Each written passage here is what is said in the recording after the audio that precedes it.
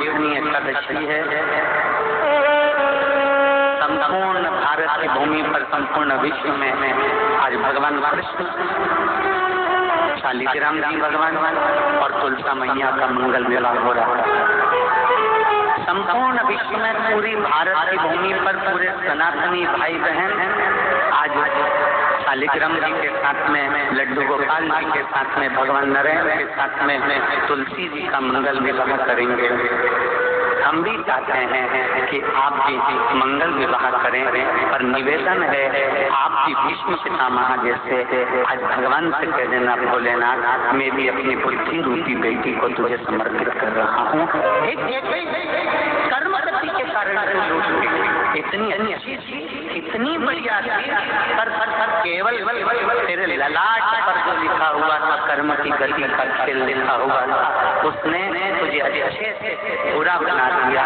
मेरा निवेदन भिकन गाँव की इस पावन धरा से, घर घर में चल रही सुमहापुराण से, आस्था चैनल से जो सुन रहे सारी बहू बेटियां और माताओं से कि न सास बुरी होती है न बहू बुरी होती है। सास नहीं चाहती कि मैं कोई अपशब्द बोलूं, वही बहू भी नहीं चाहती कि कोई अपशब्द बोलूं, पर ललाट पर जब कर्म गति उल्टी पड़ती है तो अपने आप जिह्वा से अपशब्द निकल रही है। ये कर्म गति। अब ऐसे समय पर क्या करोगे आप?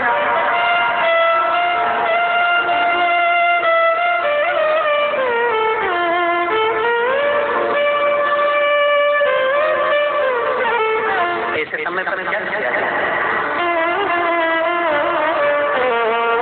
कार्तिक महीने में 2 वर्ष की महत्वता होती है।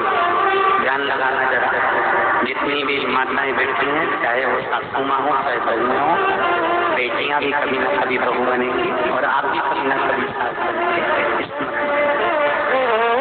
कार्तिक महीने में 2 वस्त्र का विधान है, एक पीले कलर का वस्त्र और एक लाल कलर का वस्त्र। एक पीला वस्त्र है, एक लाल वस्त्र।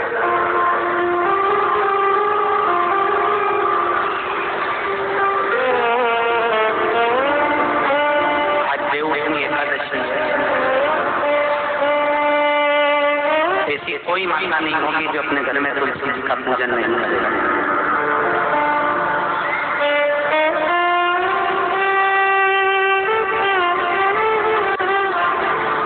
की माँ यदि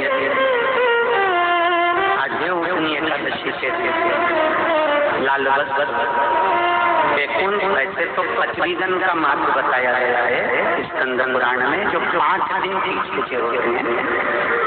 अवलंबनी से जो क्रम पचवीगन का चालू होता है, पूर्णिमा का बैकुंठ चतुर्दशी से क्रम तक, उसका जो महत्व इन 5 दिनों की मान्यता वैसे स्कंद पुराण में कही गई है।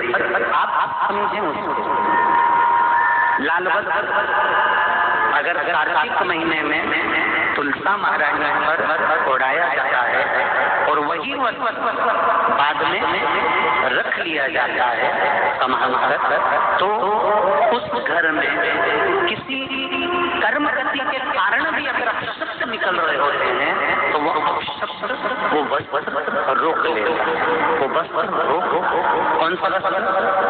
लाल वस्त्र, पीला वस्त्र। इन 5 दिन में अगर तुलसा महारानी को चढ़ाया जाता है और उसको रखा जाता है तो जिस नारी के गर्भ से संतान नहीं भी हो रही होती है, उसके कक्ष में अगर वो वस्त्र कुछ दिन तक रखा रहता है तो ये निश्चित आती है कि गर्भ जरूर है। ये पीले वस्त्र की और लाल वस्त्र की महत्वता कार्तिक महीने में। अब कई माताएं कहती हैं कि हमारे मार्ग में लाल वस्त्र नहीं है, हमारे मार्ग में इतना नहीं है, तो लाल कलर का लच्छा भी नाड़ा बोलो आता है नहीं आता? लाल लाल लाल लाल तुम्हारे घर में सिलाई करने का लाल कलर का धागा तो होगा ना, कि नहीं होगा? लाल कलर का लच्छा तो होगा, नहीं होगा सफेद कलर का धागा तो होगा, उसको कंकु में लाल करना। पर उस वस्त्र की महत्वता को हम समझें।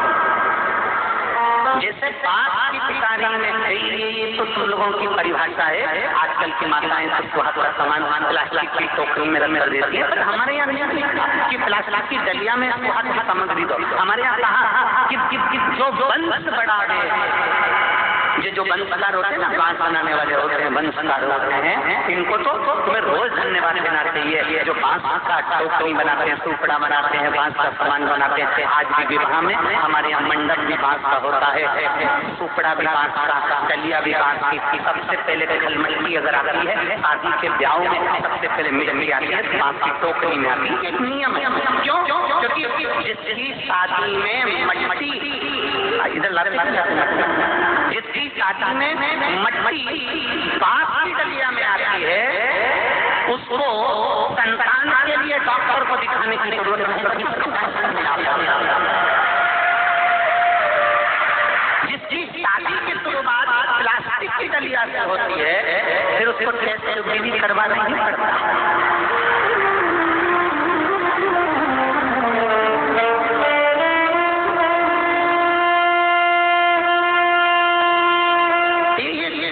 हमारे शास्त्रों के नियम है। अब आप उसको समझो ना समझो, चाहे उसके ऊपर हंसो, चाहे कुछ भी करो, चाहो तो थोड़े दिन बाद कह देना बताओ वाला हमारा तो पगले जैसी बात करता है, तो उसमें कोई दिक्कत वाली बात नहीं है।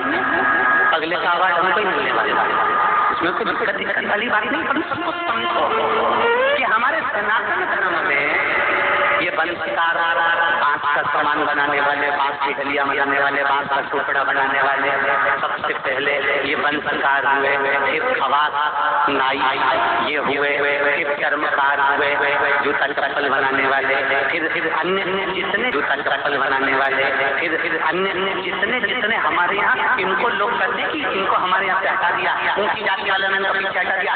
कोई इनको पीछे हटाने वाला नहीं है। केवल तुम्हारी बुद्धि से लोग कर रहे हैं कि हमको नीचा दिखा रहे हैं, हमको ऊंचा दिखा रहा है। किसी भी जात में, किसी समाज में ये नहीं कहा गया कि इनको नीचा दिखाना। प्रत्येक समाज में, चाहे ब्राह्मण के घर की शादी हो, चाहे क्षत्रिय के घर की शादी हो, चाहे वैश्य के घर की शादी हो, सबसे पहले वंशकार की डलिया आती है, वंशकार आता है। सबसे पहले हमारे यहाँ अगर पादुका बनाई जाती है तो सबसे पहले चर्मकार आता है, सबसे पहले हमारे यहाँ खवास आता है। पहले इनको लाकर दिखाया जाता है। पहले संबंध भी पेट खुद नहीं जाता था करने के लिए, खवास जाता था, वंशकार जाता था, ये जाते थे, संबंध मक्का कर आते थे और शादी हो जाती थी। ना लड़का देता ना लड़की देती थी। ये सब बाद में चालू हुआ। अब दुनिया के लोगों ने अपनी राजनीति को अखरा बनाने के लिए कह दिया कि ये समाज नीति हो गई, ये समाज नीति हो गई, इसको पिछड़ा में कर दिया, उसमें कर दिया। कोई नहीं कर रहा किसी को। भगवान की ये पोथी रखी है शिव महापुराण की, जिससे रखी है इसके 4 पाँच 1 2 3 और ये 4 ब्राह्मण क्षत्रिय वैश्य शूद्र, ये 4 पाए पर मेरी शिव महापुराण की पोथी रखी हुई है। कोई साधारण है?